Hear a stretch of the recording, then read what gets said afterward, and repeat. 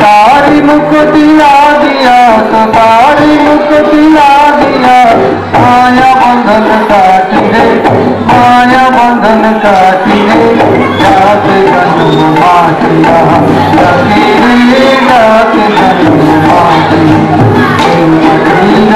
कंधरे स्वच्छ झरे न झरे पक्षियों काने मधुर काने कौन कानन भरे, कंधरे स्वच्छ झरे न झरे पक्षियों काने मधुर काने कौन कानन भरे।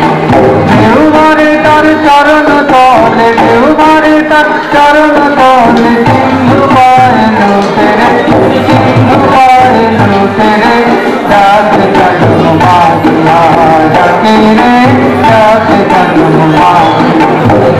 माटीर डाक सुनी भगत दियो को, माटीर मुझे बहाई माटीर डाक सुनी भगत दियो को, माटीर मुझे बहाई घर घर जाल आदि घर घर जाल आदि, शहीद प्रदीपति शहीद प्रदीपति, जाति जन्म माटिया जाके रे जाति जन्म माटिया। दिन तर सिंगल थोड़ी सिंह सोचे जाएंगे बेदना अपमान, दिन तर सिंगल थोड़ी सिंह सोचे जाएंगे बेदना अपमान। ठीक कराए स्वाधीनतार ठीक कराए स्वाधीनतार, बजना बाजी उठे बजना बाजी उठे, जाति जन्म माटिया जाके रे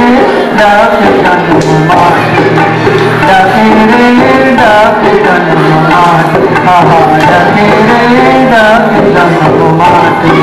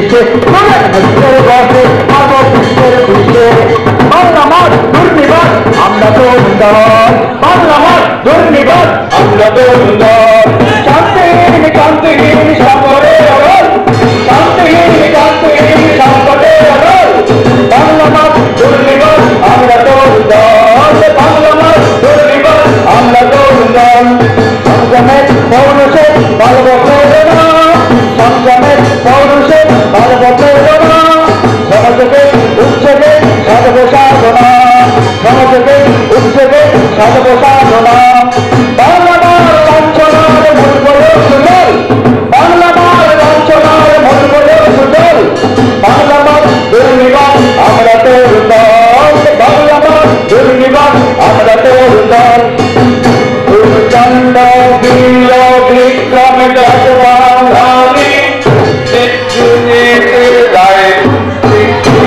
দুর্দণ্ড বীর বিক্রম বাঙালি যুগে যুগে নিচে যায় প্রায় বেশে গালি প্রতাপাদিত্য আর ধর্ম পালের দল হুসেন শান্তি শাখার সমর চৌবল করেছিল এরা বাংলাকে দুর্জয় ধসেছিল সূর্য সারা ভারতময় আমরা বাঙালি তাদেরই সন্তান সাজাবো বাংলাকে সাজাবো ভারতকে বিশ্বময় জয়গান জয় ভারত মাতা কি জয় বঙ্গবন্ধু কি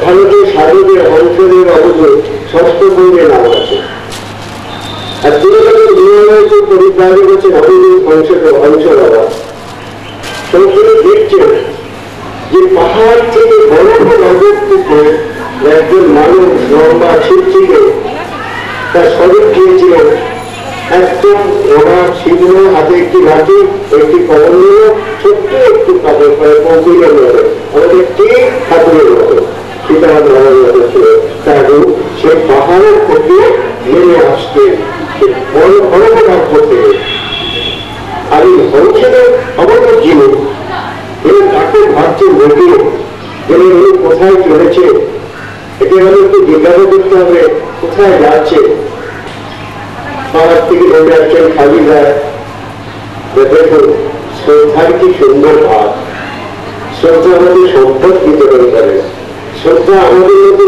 সম্পদ এনে নেয় আমি আপনি জিজ্ঞাসা করবো স্বাধীনতা কোথায় যাচ্ছে একটু দাঁড়ান কত বড় একজন মহাত্মা হংসবাবা অবধূত তবে 7 বছরে তিনি তার বাড়ি থেকে বেরিয়ে যান যখন তার সঙ্গে সেই পাহাড়ে সেই মহারাজের সঙ্গে দেখা পাহাড় থেকে বেরিয়ে আসছে তখন তার বয়স প্রায় 7 বছরের উপরে এটা তাকে আমার গুরুদেবের কাছে শুনেছি আমার গুরুদেবের গর্ব বছর তার কাছ থেকে সুন্দর জন্য রাস্তার একদিনে পাহাড়ের একদিনে হাত জোর করে দাঁড়িয়ে বলল চুপ করে কোনো কথা বলবেন না জিজ্ঞাসা না সেটা এদিকে আসুন শুনুন না সেটা শ্রদ্ধা নয় তিনি হাত জোর করে দাঁড়িয়ে বললেন ভগবান গীতা বলছে সবৃদ্ধি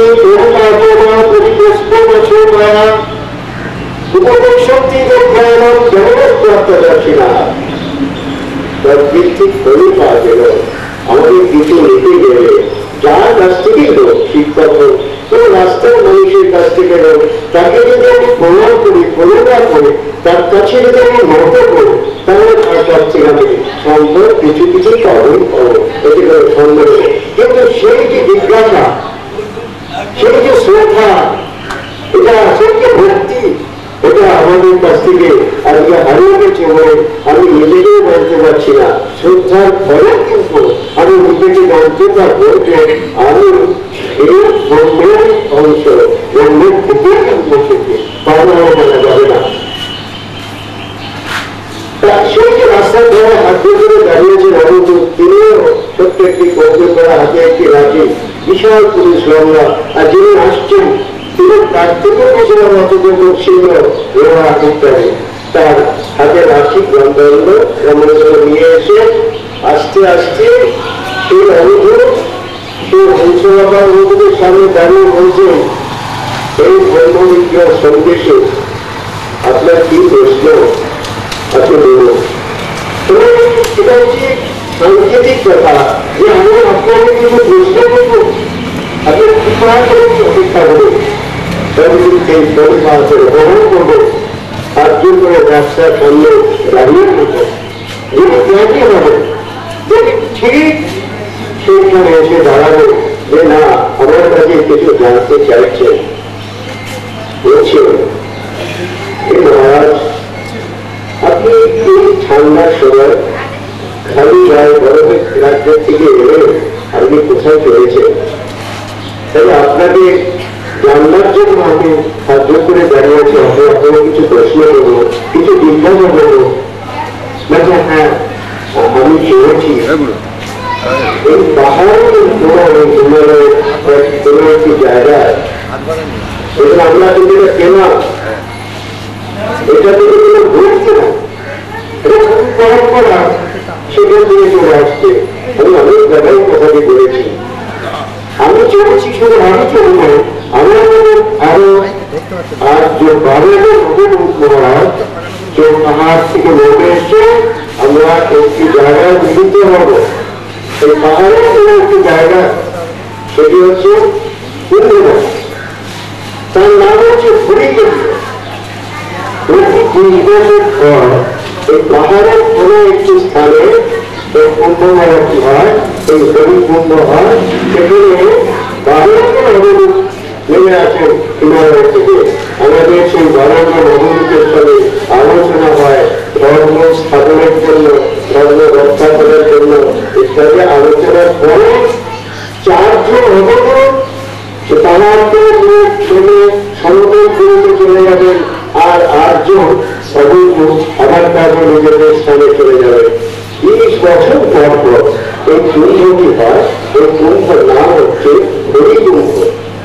আমি সেখানে চলেছি, আমার এই রথের সেখানে ঠিক কোথায় করেছে, আর সে বারবার কথাগুলো বলেছে হংসবাবু, তার শিষ্য রাহুল বাবাকে এই কথাই বলেছে। রাহুল বাবা আমার গুরুদেব, তিনি আমাকে এই কথা বলেছেন যে আসলে সেখানে স্থান রয়েছে, তাই আমি সেখানে চলেছি। আর কোনো কথা নেই, বলুন সেই অবধি বাবা সেখান থেকে চলে যাচ্ছে। আর হংসবাবার বাসনা হলো আমি সেখানে যাব, তিনি আমার হাত জোর করে দাঁড়িয়ে রইল। তার একটুখানি আগে গিয়ে হাত জোর করে মন্দিরের মধ্যে দাঁড়িয়ে বলবো, তিনি ফিরে বলবেন না, আপনার সেখানে যাওয়ার অনুমতি নেই। আপনার তারা ভারতবর্ষে এই হরিকুম্ভ যে আছে এবং 20 বছর পর পর যে হরিকুম্ভ হয় সেটা প্রচার হবে আপনার দ্বারা, তাই আপনি এই সমস্ত ওইখানে এসে দাঁড়িয়ে আছে, এটা নির্দিষ্ট খবর থেকে আপনাকে সেখানে যাওয়ার অনুমতি নেই, আপনি সেখানে যাবেন না, এই বলে চলে গেলে। তাহলে দেখুন আমরা নাইলে ভগবান একটা কুম্ভ আছে, সেটা তো আমরা বলতে পারলাম কিসের দ্বারা, শ্রদ্ধা করা, শ্রদ্ধা হবে নতুন হয়ে তাকে প্রশ্ন না করতে, তাহলে তিনি তো তার সঙ্গে দাঁড়াবেন না। তাহলে আমাদেরও তাই এই শ্রদ্ধা আগে চাই, শ্রদ্ধা যদি আমাদের আছে তারপরে ভগবানের কৃপা হবে। আর এই ভগবানের কৃপা শ্রদ্ধা কি করে আসবে তার অনেক পথ আছে। ভগবানের প্রশ্ন ভগবানের শাস্তি বলছেন যে আমি যদি সদা শ্রদ্ধা যে কোনো একটি মন্ত্রে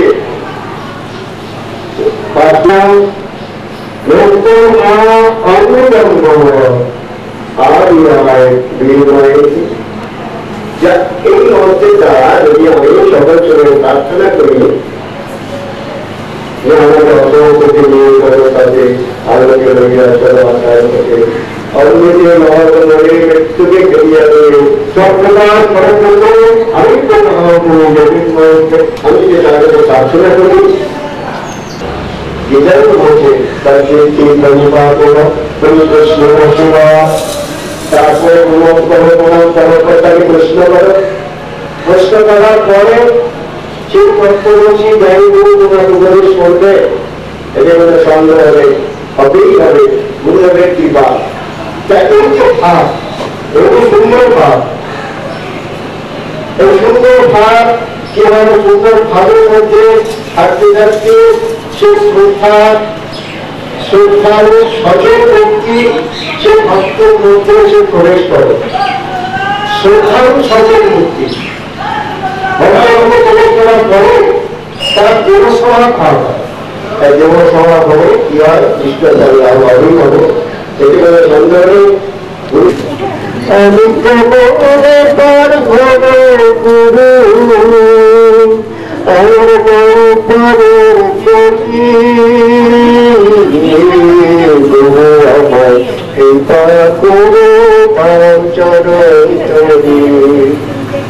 চরণ তৈরি প্রার্থনা করতে গুরুদেবের কাছে চরণ তৈরি প্রার্থনা করে।